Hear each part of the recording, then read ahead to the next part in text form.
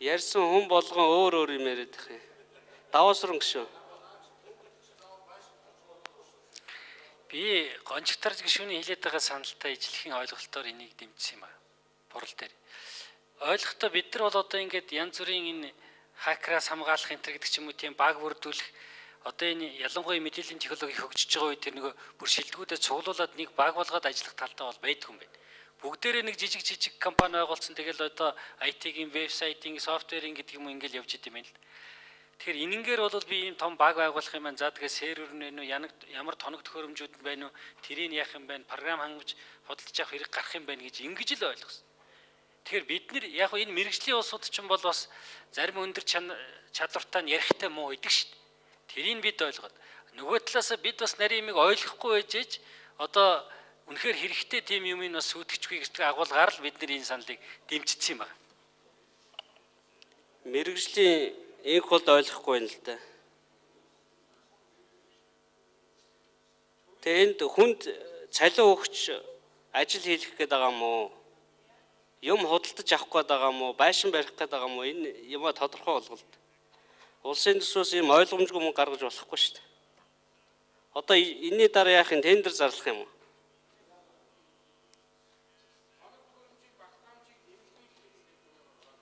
Тийм өгүүлбэр орж ирсэнгүй л дээ. Тоног төхөөрөмж юу? Ямар тоног төхөөрөмж?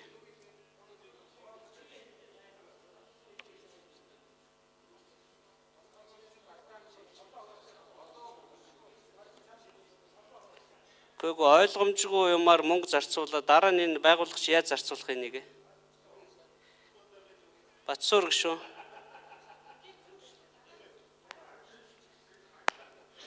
Тэгэхээр энэ мэдээллийн төв бий болчихсон байгуулагдсан үйл ажиллагаагаа явуулж байгаа гэж үзэж байгаа л да.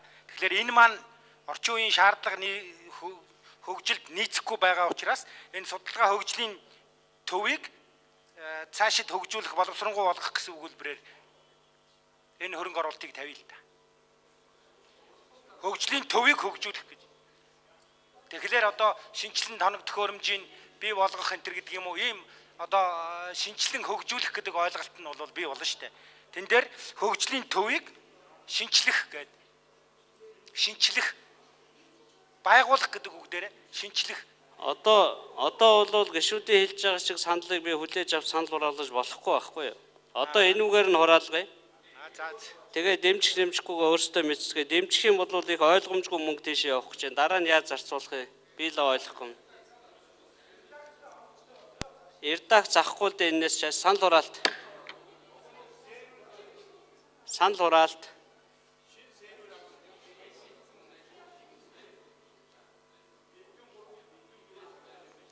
Оролцсон 53, зөвшөөрсөн 18, 34% саналаар энэ санал унж байна. Дараагийн 58 дахь санал мэдээллийн технологи харилцаа холбооны инновацийн сан байгуулж салбарын жижиг дунд үйлдвэрийг дэмжих 1 тэрбум төгрөг. Ийм нэртэй сан засгийн газрын тусгай сангийн хуулийн дотор байхгүй. Ийм сан байгуулъя гэж байгаа бол тэр хуулийнхаа өөрчлөлтийг өргөн барих ёстой байсан. Энийг яах ажил хийсэн? Мэдээллийн технологи харилцаа холбооны инновацийн сан байгуулж гэж байна. Энэ сан чинь байхгүй хуулиар. Эрдэнэт. Энэ юу яаж болох вэ? Одоо ингээд бүлэг ингээд санаа ажлын санаа татчихжээ шүү дээ. Энийг татсны дараа бид нар эргээд найруулгаар эргэж ярьж болохгүй юу? Тэгээ шууд татагдал дуусах уу? Үгүй бол 2 дугаар хэлцүүлгээ эх 7 хоног руу шилжүүл гэсэн үг. За тэр хэрэггүй л дээ. За татчих. За 58-аар санал хураалгах ойлоо. Яагаад гэвэл энэ сан байхгүй учраас.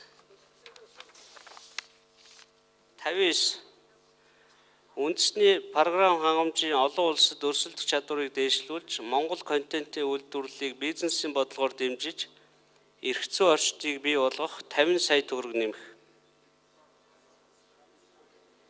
Санал гаргасан ажлын хэсэг төсвийн байнгын ороод дэмжсэн. 50 сая төгрөгөөр өрсөлдөх чадвар дээшлүүлчих гин. Тоо могоо алдсан биш үстэй. За. Саналаа орой.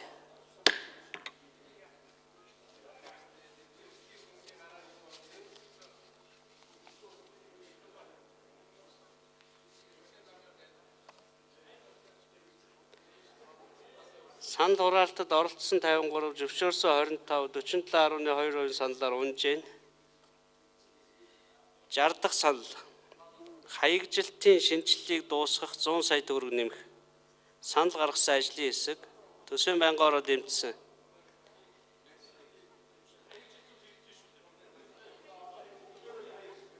Бакэ гişүү асууя.